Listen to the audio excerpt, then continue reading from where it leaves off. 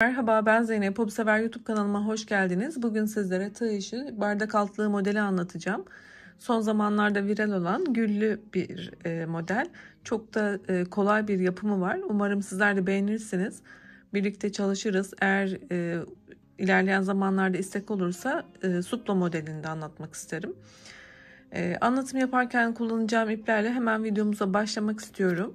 Ben 3 adet iplik kullanacağım. Koton iplikler tercih ediyorum arkadaşlar. Şöyle sizlere hemen kalınlıklarını da göstermek istiyorum.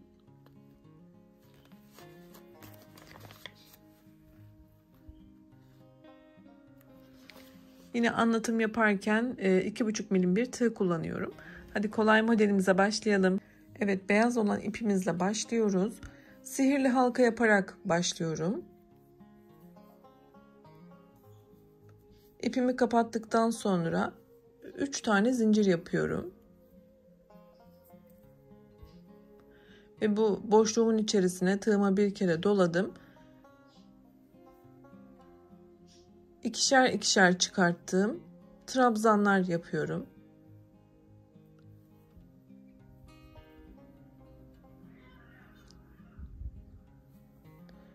Zincirim dahil 12 tane olmalı.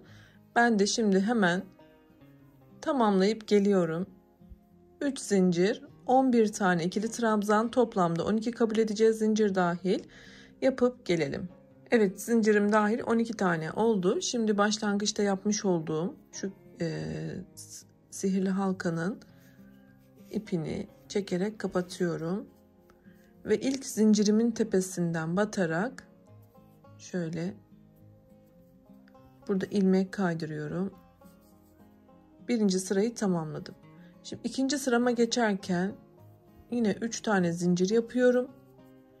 Ve kendi dibinden başlayarak buraya bir tane ikili trabzan yapıyorum. Şimdi yanındaki trabzanın tepesine 2 tane ikili trabzan yapıyorum. Ve her trabzanın tepesine 2 tane ikili trabzan yaptığım için burada 24 sayısını buluyorum. İkinci sıramızın sayısı 24 trabzan arkadaşlar. Hemen şöyle bakalım. Bakın, her trabzanın tepesinde 2 tane trabzan yapıyoruz.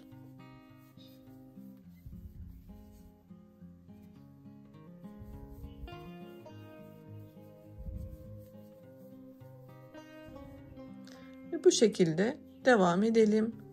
24 sayısını tamamlayalım.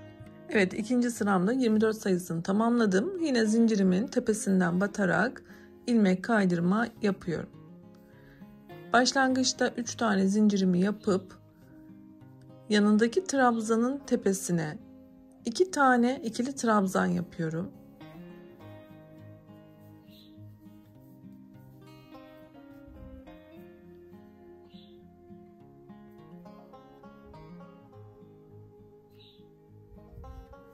Arada bir zincir.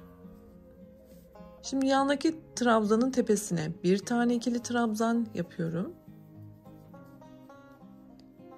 Yandakine 2 tane.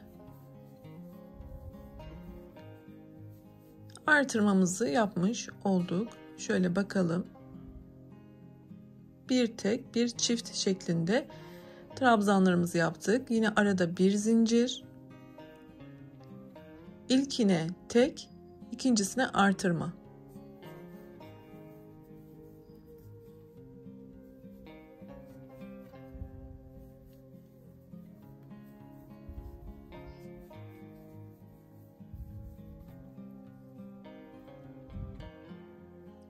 Bakın, burada bir tek bir çift, bir tek bir çift şeklinde ilerliyoruz.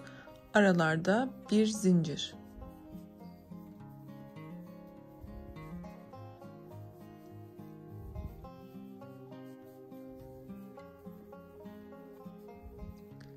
Evet, 3. sıramızı da bu şekilde devam ettirelim. 3. sıramın sonuna geldim. Sonda yine bir adet zincirimi yaparak ilmek kaydırmayla sıramı tamamlıyorum.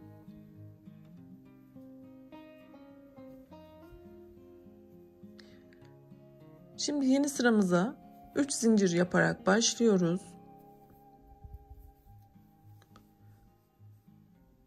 İlk trabzanımın tepesine bir tane ikili trabzan ve son trabzanımın tepesine 2 tane ikili trabzan yapıyorum.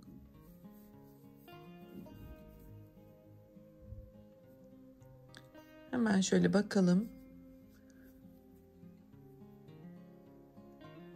Zincirimi de bir kabul ettiğim için 2 tane tek, bir tane çift trabzan yapmış olduk. Arada daima bir zincirimizi yapıyoruz ve diğer gruba geçiyoruz. 2 tane tek, bir tane çift batıyoruz arkadaşlar. Trabzanlarımızı yapalım.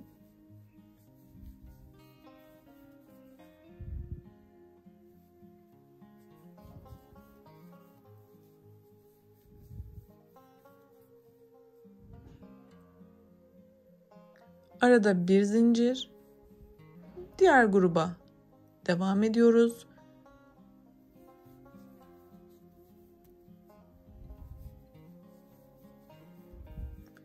İki tane tek battık. Sonda artırma yapıyoruz.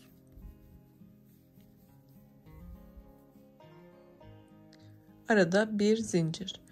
Bu sırayı da tamamlayalım. 4. sıramın sonuna geldim. Yine bir tane zincirimi yaparak sıramı ilmek kaydırmayla zincirime ekleyerek bitiriyorum. Yeni sıramıza geçerken yine 3 adet zincirimi yapıyorum. Yine burada yapmış olduğumuz zincir aralarındaki gruplarda sona kadar tek ilerleyeceğiz. Sonda artırma yapacağız arkadaşlar. Bakın hemen şöyle bakalım. Zincirimi bir kabul ediyorum. 3 tane tek. Sonda artırma yapıyorum. Çift.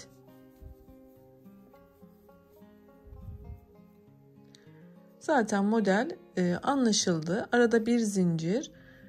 Devam ediyorum. Şimdi 3 tane tek, bir tane çift şeklinde trabzanları yapıyorum.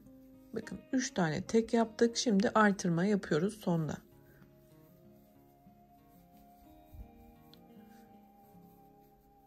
Bu sırayı da tamamlayalım. Evet, 5. sıranın da sonuna geldim. Bir tane zincirle yine eklememi yapıyorum. 3 zincir yaparak üst sıraya çıkıyorum. Şimdi yine sonda artırma yapacağım için tüm trabzanlara tek ikili trabzan yapalım.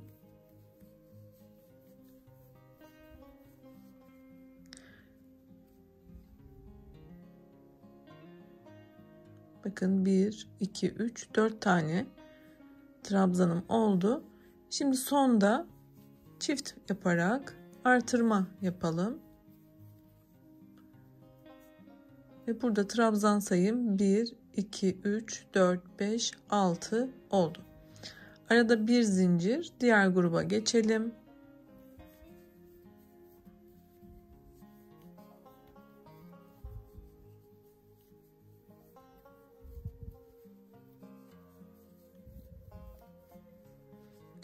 Dört tek, bir çift artırmayla devam edelim. Arada bir tane zincirimizi yapalım. 6. sıramın sonuna geldim. Yine bir tane zincirimi yaparak ilmek kaydırıyorum. Burada artık ipimizi kesebiliriz. Yeşil iplik ile devam edelim. Evet, yeşil ipliğimle başlıyorum. Şöyle herhangi bir yerden ipliğimizi ekleyelim. 4 tane zincir yapalım. Sıradaki 2 trabzanı atlıyorum. Sık iğne. 4 zincir. 2 tane atlıyorum. Sık iğne. Bu şekilde tam bir tur devam edelim.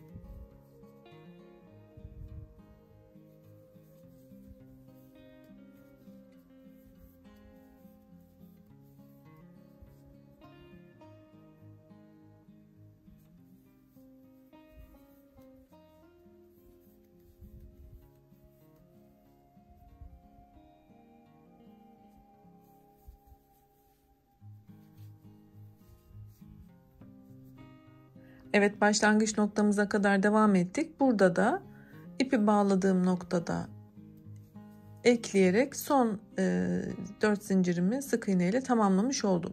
Şimdi ilk boşluğuma geçiyorum. Buraya bir tane sık iğne ile ilerledim. 4 zincir yapıyorum. Geriye dönük 3. zincirin içinden şöyle bir tane ilmek kaydırıyorum. 3 tane zincir. Yine aynı boşluğa sık iğne. Buraya bir yaprak oluşturdum. Şimdi yana tekrar sık iğne ile geçiyorum. 4 zincir. Tepesinde bir ilmek kaydırma. 3 zincir. Aynı yere sık iğne. Şöyle hemen göstereceğim. Bakın. Böyle yapraklar oluşturuyoruz. Bir kez daha yapalım. Yana geçerken sık iğne. 4 zincir. Bir tane ilmek kaydırma. 3 zincir sık iğne.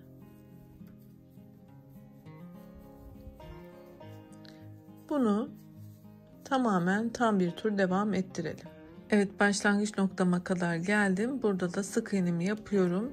Şurada da eklememi yapıp kaydırarak ipimizi keselim arkadaşlar.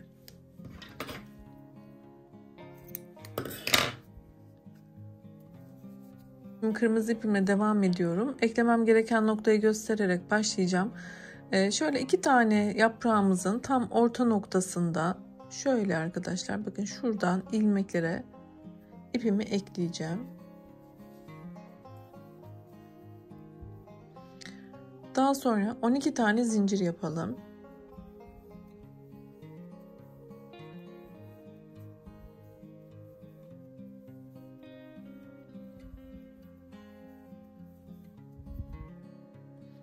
...12 tane zincirimi yaptıktan sonra 1, 2, 3, 4. zincirimin içerisine batıyorum.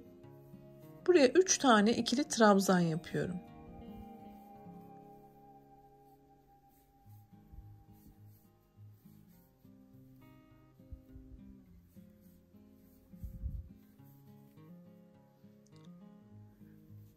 Tekrar devam ediyorum. Şimdi tüm zincirlere 3 tane ikili trabzan yaparak devam ediyorum. Bu bir. Aynı yere 3 tane ikili trabzan yapıyorum. Bakın. Devam ediyorum. Sıradaki zincirime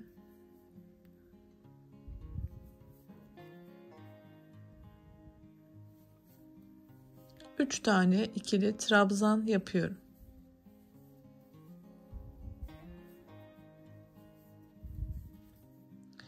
Şimdi sıradaki zincire geçiyorum. Oraya da 3 tane ikili trabzan, hepsine 3 adet ikili trabzan yaparak tamamlıyorum.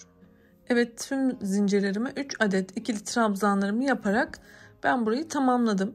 Bu noktadan sonra arkadaşlar tığ ile değil, iğne yardımıyla da yapabilirsiniz. Ben size tığ ile hemen pratikçe göstermek istiyorum.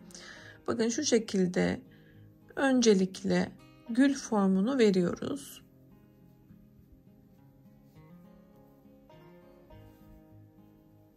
Bakın bu şekilde gülümüzü oluşturduk. Burada yapmamız gereken tüm katmanları birbirine ekleyerek daha sonra tekrar şu noktaya eklemek. Dediğim gibi size iğne daha kolay geliyorsa eklemek için o şekilde de yapabilirsiniz elbette. Şimdi ben şuradan bir tane eklememi yapacağım, baş kısmını şöyle ilmek kaydırarak ekliyorum. Daha sonra şu dipten alarak, bakın şöyle arkadan şöyle dipten batırıp ekleme yapacağım ki buradaki katmanlar ayrı ayrı durmasın. Evet, yaptım. Daha sonra yine başlangıçta eklemiş olduğum noktadan sıkıca ekleyeceğim ve ilmek kaydıracağım. Dediğim gibi belki videoda tam gözükmüyordur ama ne yaptığımı anlatmaya çalıştım. Daha sonra ipimi kesiyorum.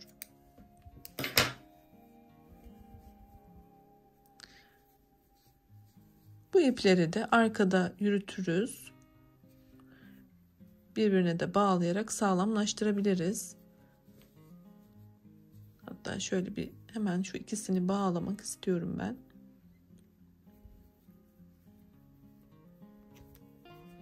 Bakın ilk gülümüzü oluşturduk. Şöyle. Dediğim gibi önce bu ucu şu kısma ekledim kaydırmayla. Daha sonra arkadan öyle bir battım ki şu katmanları hepsini aldım ve buraya tekrar aynı dibine ekledim. Zorlandıysanız sizler de iğne yardımıyla yapabilirsiniz elbette. Şimdi ikinci gülümüzü yapalım. Onu nereye ekleyeceğimizi göstererek devam ediyorum. Şimdi ben burada yapmıştım. Bakın şurada birinci yaprağıma değil, ikinci yaprağıma geçeceğim ve şu noktadan yine eklememi yapacağım.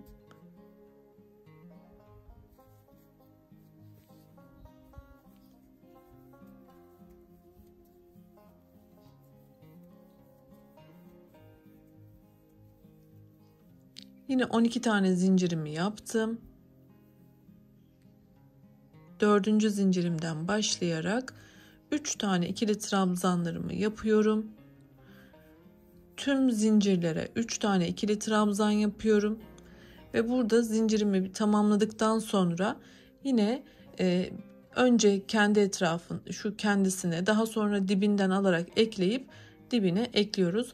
Arada bu şekilde ikişerli boşluk kalacak. Ben de hepsini tamamlayıp tekrar geliyorum arkadaşlar. Evet, ben bardak altlığımı tamamladım arkadaşlar. Şöyle sizlere göstermek istiyorum. Burada da şöyle arta kalan ipi de nasıl yok ettiğimi de göstereceğim. Bir tanesini sizler için bıraktım. Şurada da bakın son bitirdiğim yerde de 2 tane boşluk kalmış oldu. Şöyle gülün ortasından tığımı geçirdim. Şöyle alt kısımdan. Bu ipleri içeri çektim. Şöyle içeri çektikten sonra keserek yok ettik. Bu şekilde daha muntazam gözüktü. Arta kalan iplerimiz gizlenmiş oldular. Evet, çok güzel oldu gerçekten. Şöyle hemen sizlere göstermek istiyorum.